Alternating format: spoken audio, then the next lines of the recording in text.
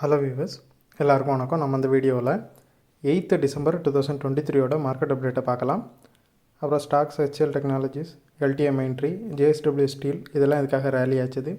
Adani ports, ITC, Adani enterprise இதெல்லாம் இதுக்காக decline ஆச்சுது. எஃப்எஸ்டிஎஸ் இவங்கெல்லாம் வந்து எவ்வளோ க்ரோர்ஸ்க்கு ஸ்டாக்ஸ் பை அண்ட் செல் பண்ணியிருக்கிறாங்க.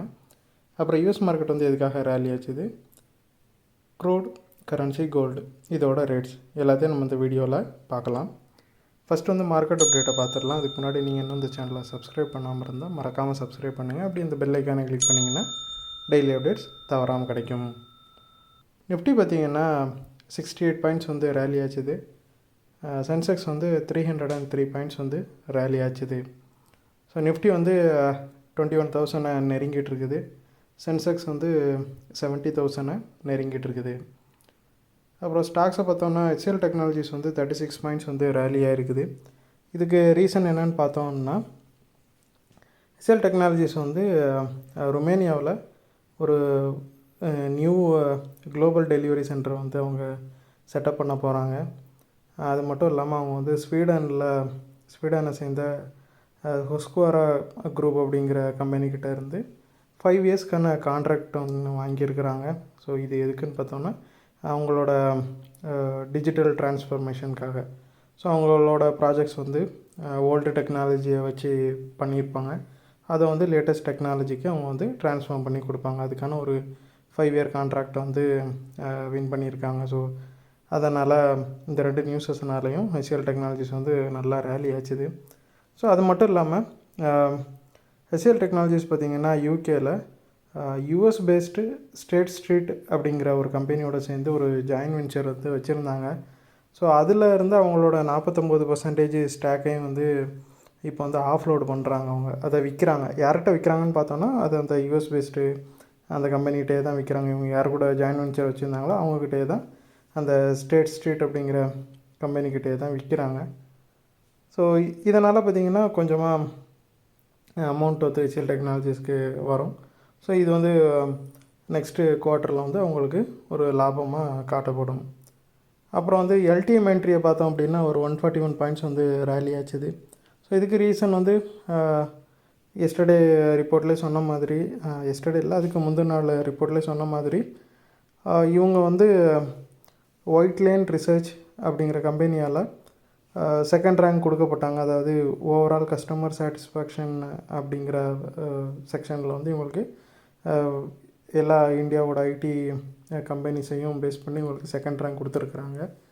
ஸோ இந்த நியூஸ்னால் பார்த்திங்கன்னா எல்டிஎம் என்ட்ரி வந்து நல்லாவே ரேலி ஆச்சுது.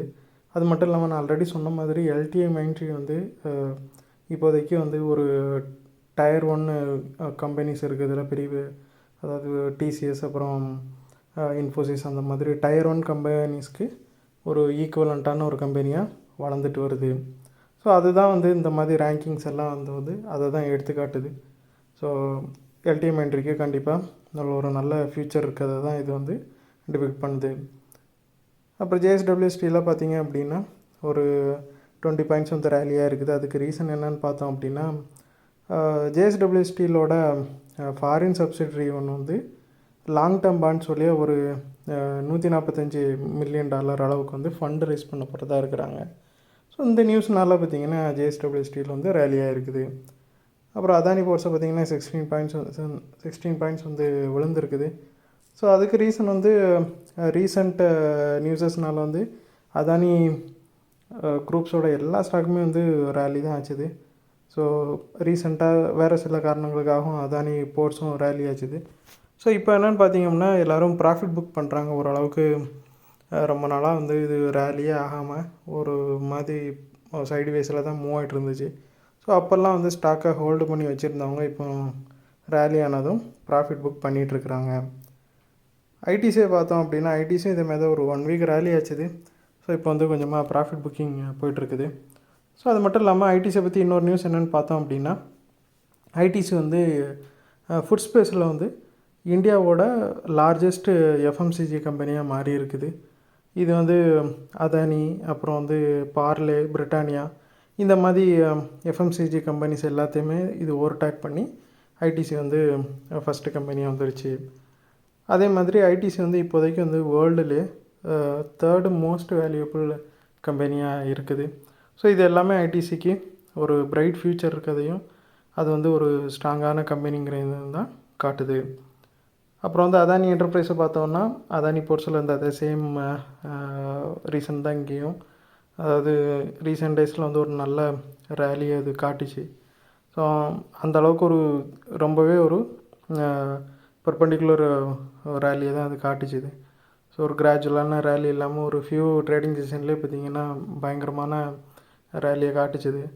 ஸோ அதோட இம்பேக்ட் வந்து எல்லோரும் இப்போ ப்ராஃபிட் புக் பண்ணிகிட்ருக்குறாங்க. அப்புறம் எஃப்ஐஸை பார்த்தோம் அப்படின்னா அவங்க வந்து ஒரு 3632 crore வந்து பை பண்ணியிருக்கிறாங்க. 2 நாளாக செல் பண்ணிகிட்டு இருந்தாங்க. இப்போ மறுபடியும் பை சைடு போயிட்டாங்க. எஃப்ஐஎஸ் பார்த்தோம் அப்படின்னா இந்த மந்த்தில் மட்டும், அதாவது 1ஆந்தேதியிலேருந்து 8ஆந்தேதி வரைக்கும் பார்த்திங்கன்னா அவங்க வந்து ஏறக்குறைய 10,874 crore வந்து பை பண்ணியிருக்கிறாங்க. பாஸ்ட் ஃபியூ வீக்ஸ்லலாம் பார்த்தோம் அப்படின்னா மேக்ஸிமம் வந்து அவங்க நிறைய வித்துட்டு தான் இருந்தாங்க.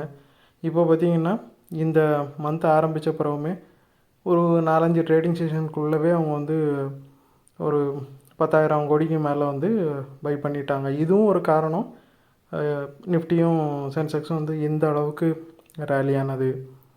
அப்புறம் டிஏஸை பார்த்தோம் அப்படின்னா அவங்க 2வது கண்டினியூஸ் டேவாக செல் தான் பண்ணுறாங்க. நேற்று செல் பண்ணியிருந்தாங்க, 8 டிசம்பர்லேயும் செல் பண்ணியிருக்கிறாங்க. 434 crore வந்து அவங்க செல் பண்ணியிருக்கிறாங்க. அப்புறம் யூஎஸ் மார்க்கெட்டை பார்த்தோம்னா டவ் வந்து 130 பாயிண்ட்ஸும், S&P 500 18 பாயிண்ட்ஸும், நாஸ்டாக் வந்து 63 பாயிண்ட்ஸும் வந்து ரேலி ஆகிருக்குது. ஸோ இதுக்கு வந்து காரணம் ப்ரீவியஸ் ரிப்போர்ட்லேயே சொன்ன மாதிரி இது வந்து ஸ்ட்ராங்கான ஜாப்ஸ் ரிப்போர்ட் வந்தது. அந்த ரிப்போர்ட்டோட இம்பேக்ட் தான் வந்து மார்க்கெட் நல்லா ரேலி ஆகிட்டு இருக்குது.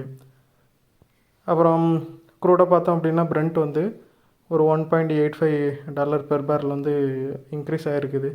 75.9 இருக்குது. ஸோ என்ன தான் வந்து வெள்ளிக்கிழமை க்ளோஸ் ஆகிறப்போ பிரெண்ட் வந்து 2.50% வந்து அப்சைடில் க்ளோஸ் ஆகிருந்தாலும் வீக்லி சார்ட்டை பார்க்கும்போது பார்த்திங்கன்னா இந்த வாரமும் நெகட்டிவாக தான் க்ளோஸ் ஆகிருக்குது. ஸோ கடந்த 7 வீக்காகவே வந்து பிரெண்ட் வந்து நெகட்டிவாக தான் க்ளோஸ் ஆகிருக்குது. இது கடந்த 5 வருஷத்தில் முறை இப்போ தான் நடக்குது. ஸோ இது வந்து பிரெண்ட்டு வந்து இன்னும் கீழே விழப்போகுமா அப்படிங்கிற மாதிரி ஒரு பயத்தை தான் வந்து எல்லாத்தையும் க்ரியேட் பண்ணுது. ஸோ இதுக்கு வந்து முக்கியமான காரணங்கள் பார்த்தோம் அப்படின்னா பிரெண்ட்டோட, அதாவது க்ரூடோட டிமாண்ட் வந்து ரொம்பவே கம்மியாயிருச்சு. ஸோ அது எதனால் அப்படிங்கிறது வந்து ஒரு தெளிவான ஒரு ஆன்சர் இல்லாமல் தான் இருக்குது. அதே மாதிரி எவ்வளோ நாளைக்கு வந்து இந்த டிமாண்டு கம்மியாக இருக்கும், இது எப்போ மறுபடியும் இன்க்ரீஸ் ஆகுங்கிறது, ஸோ இதுவுமே வந்து ஒரு டவுட்டாகவே இருக்குது. அது மட்டும் இல்லாமல் ரீசெண்டாக வந்து சைனாவோட ரிப்போர்ட் ஒன்று வந்துச்சு. அதில் பார்த்திங்கன்னா சைனா வந்து ரீசெண்ட் டேஸில் வந்து க்ரூடை வந்து இம்போர்ட் பண்ணுறத ரொம்பவே கணிசமான அளவுக்கு அவங்களும் குறைச்சிருக்கிறாங்க.